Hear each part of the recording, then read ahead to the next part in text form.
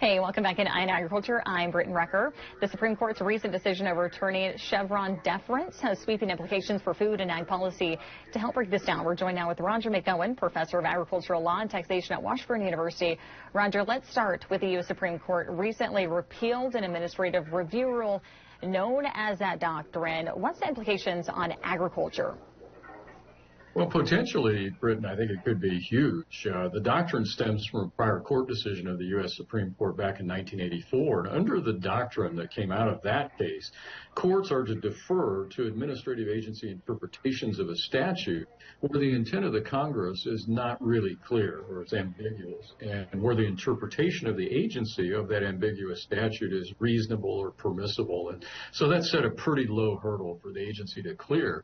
In other words, if the agency's interpretation of a statute was not arbitrary or capricious, or as the court said, as long as it's not manifestly contrary to the statute, then the agency's interpretation will be upheld. And what that meant for farmers caught up in administrative appeals, for example, with USDA or sub-agencies, is that once they got through the administrative process where USDA was acting as jury and judge and executioner, they could get to a court, but when they got to a court, they were already behind because the agency is presumed correct. And just a few days ago, the Supreme Court said, we got it wrong in 1984. It's not the administrative agencies that are experts on interpreting statutes, it's the courts.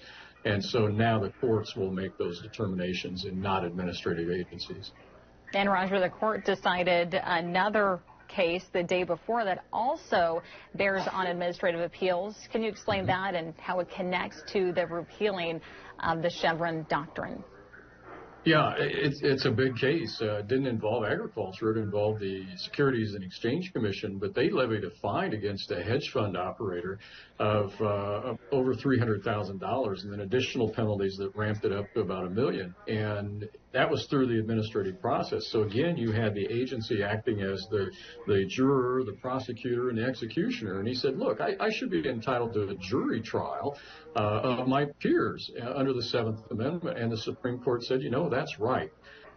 So when you combine that and the fact that USDA appeals use the same process and rules that the SEC does, and so does EPA, and so does the Corps of Engineers, so just about any type of administrative battle a farmer's going to get into, they may be entitled to a jury trial, and then the standard of review is not going to be Chevron deference. It's going to be the court interpreting whether the agency wrote the rule right. So you put those two together, I think that's a major bonus for agriculture, and it should make it easier for farmers to prevail in administrative agency type cases.